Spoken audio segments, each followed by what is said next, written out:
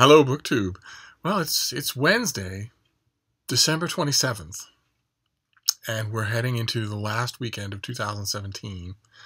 And it occurred to me this morning when I was writing and reading and thinking about the day's videos that there's a good 1,000 of you more now than there were at the end of last year.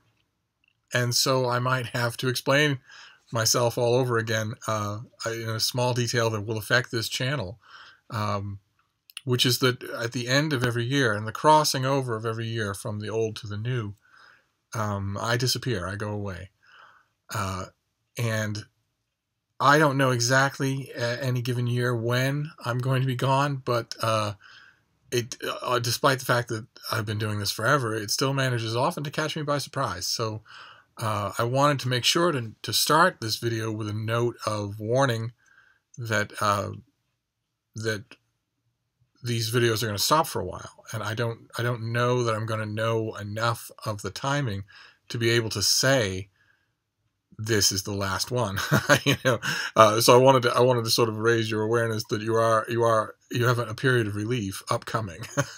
I will almost certainly return. So all those goals that I talked about in my BookTube goal video still very much apply. But in the meantime, I thought today at least the one video I could make would be a mail haul. There are going to be mail hauls that we'll miss because aside from Sunday and Monday, the mail will just keep coming here. But as long as we've got this, I've got 4 packages here, and who knows what's in them. So let's find out. Let's see what we have here. First one's a paperback. A memoir. Oh, gross. I opened a packing slip. This is a memoir from Amazon, from Amazon's Little A imprint. Comes out in May. As I've said many times on this channel, I don't know what to do with Amazon books. I don't know what to do with them. I know what to do with them on one level, the reading of them. I know what to do there. In 2017, I read quite a few Amazon books that I really liked. But I don't know what to do with the fact that 2 things. One, that Amazon as an entity, unlike any other publisher, wants not only to publish books and make money off them, but to destroy all other publishers, to be the only publisher of anything, anywhere. And doesn't care the means by which they do that. They certainly don't scruple at going outside of honest market competition to do that. That's thing number 1 that makes me not know what to do with Amazon books. And thing number 2 is that every author who writes for them knows that before they go in. There's no self-published author who doesn't research these things to a fairly well. So they know ahead of time that they're literally getting into bed with the devil, and they do it anyway. And that, when somebody knows that and writes a really good book,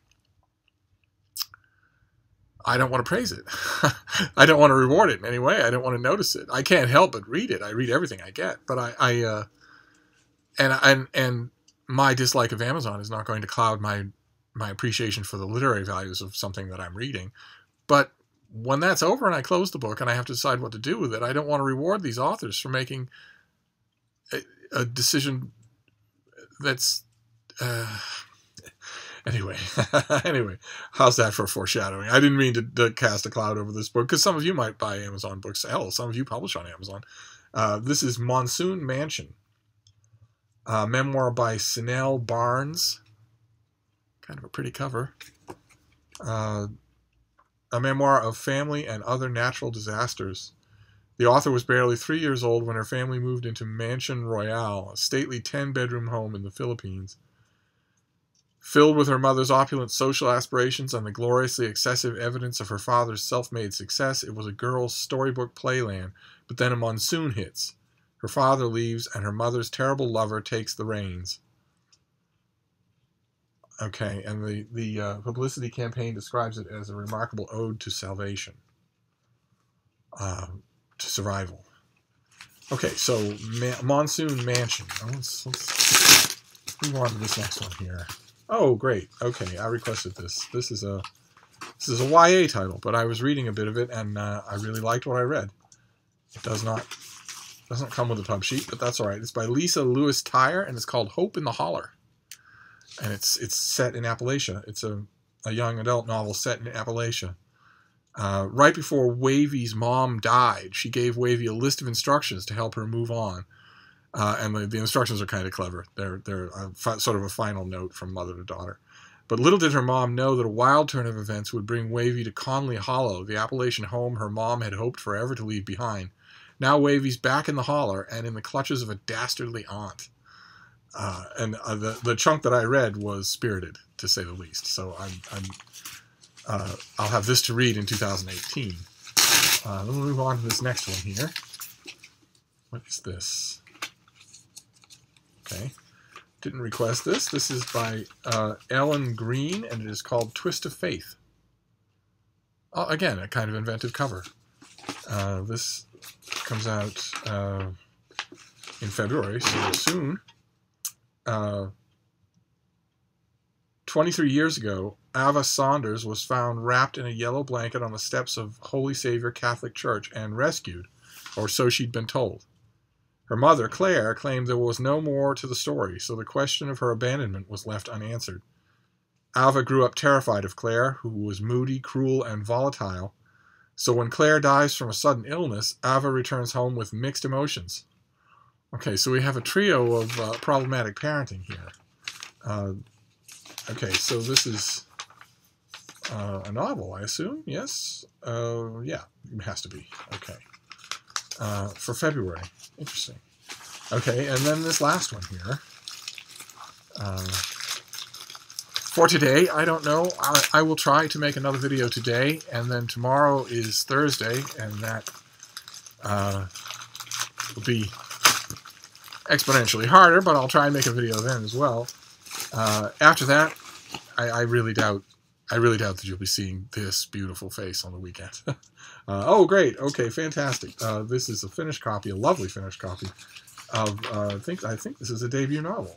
Yeah, it's a debut novel that's due in January, right around the corner.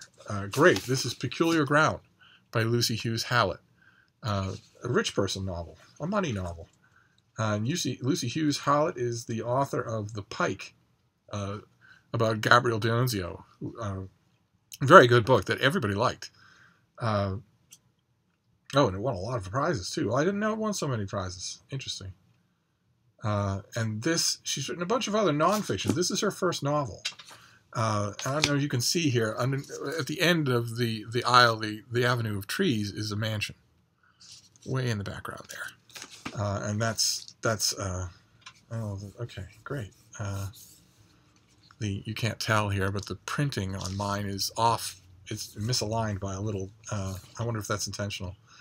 It is the 17th century, and a wall is being raised around Witchwood, transforming the great house and its park into a private realm of ornamental lakes, grandiose gardens, and majestic avenues designed by Mr. Norris, a visionary landscaper. In this enclosed world, everyone has something to hide after decades of civil war. Dissenters shelter in the woods, lovers rendezvous in the secret enclaves, and outsiders, migrants fleeing the plague, find no mercy. 3 centuries later, far away in Berlin, another wall is raised. A little bit heavy-handed there, but not the author.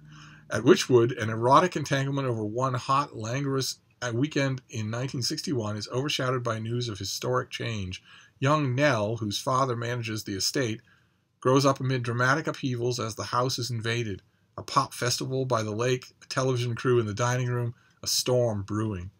In 1989, as the Cold War wanes, a threat from a different kind of conflict reaches Witchwood walls. Huh, okay. I've had this, the advanced copy of this, and I haven't really got to it. I dug into it once, and I dug into it a little bit more, but I haven't really done it. So we've got Peculiar Ground, which is a debut novel. Then Twist of Faith, another novel. Then Monsoon Mansion, a memoir, and Hope in the Holler, some YA for the new year.